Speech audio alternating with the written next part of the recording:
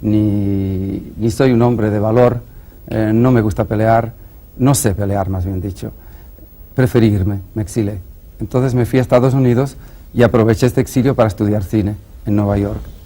En Nueva York, además, para poder estudiaba cine por la noche en el City College.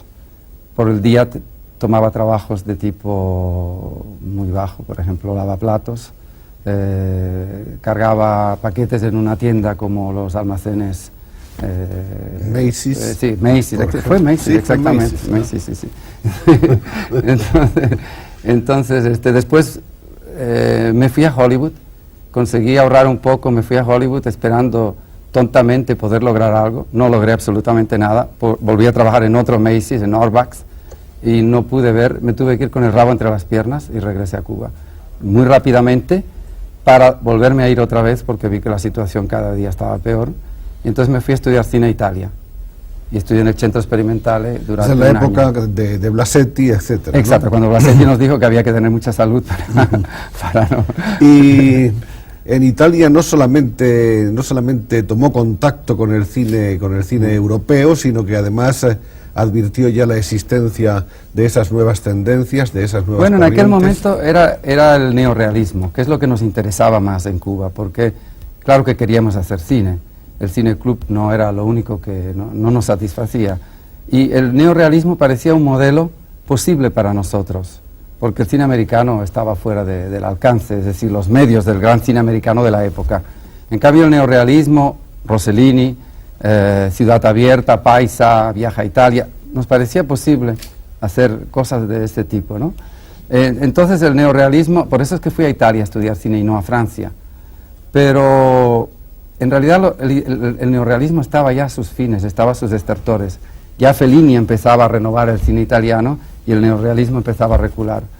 No creo que fue una buena escuela para mí ni para nadie. Además, yo estoy en contra de las escuelas de cine, de todas maneras. Fue un año perdido prácticamente en lo que se refiere a mi trabajo de cine. En cambio, aprendí italiano, vi museos, en fin. París. París fue nada más un corto pasaje, porque después conseguí un trabajo de profesor de español, por fin. ¿En dónde? En Vassar College, en Estados Unidos. Ajá. O sea, regresé a Estados Unidos, primero de lavaplatos, la segunda vez de profesor. O sea, una cosa muy, muy distinta, ¿no?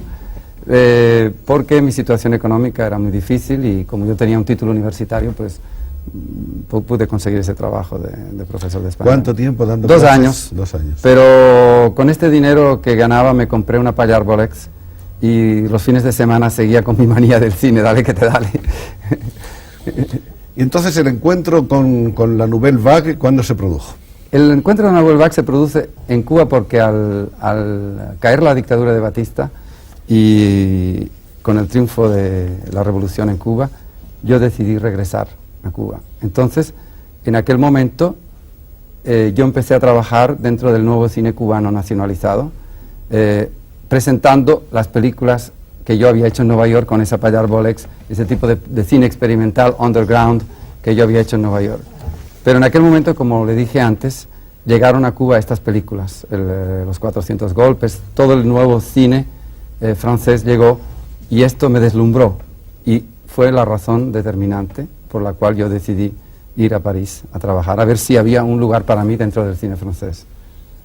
Y se demostró que lo había. Se demostró a pesar de que no ocurrió inmediatamente. Estuve 3 años y medio volviendo a dar clases de español privadamente, haciendo todo tipo de trabajo en París antes de volver a hacer esta película, La Colecciones. ¿Otra vez lavaplatos, otra vez No recadero? llegó a eso, pero en fin. A otro nivel ya. Sí, a un nivel de profesor de español, de traducciones, más digno, sí. artículos. Bueno, más digno no, yo creo que lavar platos es muy digno. Entonces, bueno, ya, más digno para un presunto operador jefe, sí, ¿no? Así que, en líneas generales, es un poco en zigzag, mi carrera es bastante difícil, me parece que el público estará confundido. No, pero a partir de ese momento ya se puede decir que la carrera no se detiene, por lo menos aquí vemos en la cronología cómo esos primeros cortometrajes entre los cuales se cuentan Gente en la playa y Escuela Rural, que no sé si son de Cuba o de son Estados cubanos, Unidos, sí. cubanos. Estas las hice en Cuba, sí. Y luego ya como director de fotografía en el 64, Saint-Germain-des-Prés. Estos son cortos todavía, sí. Y Place de l'Étoile. Sí, son cortometrajes, sí.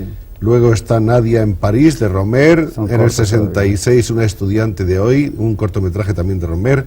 En el 67, La coleccionista, que hemos visto unas fotos antes. El mismo año hay una película con Daniel Haller. Sí, que en realidad Daniel Haller filmó la película, pero es una producción de Roger Corman, que es un productor americano muy pintoresco, que ha sido el iniciador de casi todos los nuevos talentos del cine americano. Scorsese, Bogdanovich, Monty Hellman, Jack Nicholson, todos han pasado por Roger Corman. Roger Corman es un director que produce películas, no, esta es More, produce películas muy económicas, muy rápidas, hechas lo que llaman quickies en América, en 3 semanas, 2 semanas, y paga muy poco. Entonces, allí entra toda la persona joven que nadie le da trabajo, entra dentro de la producción de Corman. Y cuando vino a Europa a hacer esta película, de Wild Races, pues él me propuso a mí hacer la cámara. Es decir, que fue mi segunda película y aprendí muchísimo porque él es un gran técnico. Roger Corman es un técnico excepcional. Llegamos a 1969, aquí está una película de Eric Romer con Trintignant, Françoise Fabian y María Cristina Barrol. Se llama Ma Nuit chez Maud, Mi noche con Maud, ¿no? Mi noche con Maud, exactamente. Fue la primera película de verdad que tuvo una acogida... Aquí hay 2 fotos más. Sí, que tuvo una acogida de la crítica, que fue seleccionada para Cannes, que estuvo seleccionada para el Oscar. Me hizo ganar además un premio, el premio de la crítica americana, como el mejor operador del año. Y a partir de aquel momento ya todo fue sin problemas, ¿no? No sé, Esa fue la película del despegue. Sí, del despegue. Sí, esta y More, la de Barbet Schroeder, que More fue una película que tuvo un gran éxito de público. Esta es del mismo año. Esa es l'Enfant Sauvage. El niño salvaje, l'Enfant Sauvage. Creo que en España se llamó El pequeño salvaje. El pequeño salvaje, François Truffaut, 1969. Se hicieron el mismo año que la Ma Nuit chez Maud. Entonces, Truffaut, que había visto Ma Nuit chez Maud, que era en blanco y negro, quería hacer l'Enfant Sauvage en blanco y negro. Y como ya no había directores de fotografía que trabajaran en blanco y negro, pensó que yo podía hacer esta película. Y esta fue la razón por la que me llamó. En 1970 aparece Domicilio conyugal. No, esta es todavía El niño salvaje. Pero esto lo hemos visto ya. Sí, ya lo hemos visto, sí. Bueno, son fotos que complementan Sí, las anteriores donde vemos a Néstor sí, con muchas patillas. en aquel momento. Esta es otra fotografía Otra foto también de la película. de la misma película. Y hay otra aquí que creo que es interesante también para que se vea lo que Vamos a ilustrábamos verlo. antes Sí. sobre lo pequeños que son los equipos de producción. Este es el equipo técnico de l'Enfant Sauvage, además de una invitada, Catherine Deneuve, que pasó aquel día a visitarnos. Pero si quitan a Catherine Deneuve, este es el equipo de la película, incluyendo al jefe de producción, etcétera. Un equipo verdaderamente corto. Muy ¿eh? corto, sí, efectivamente. 1970, Domicilio conyugal. Bueno, antes está aquí, sí, es el La mismo rodilla año, de Claire, que es de Fritz, de Eric Romer, Eric Romer también. con Jean-Claude Brialy.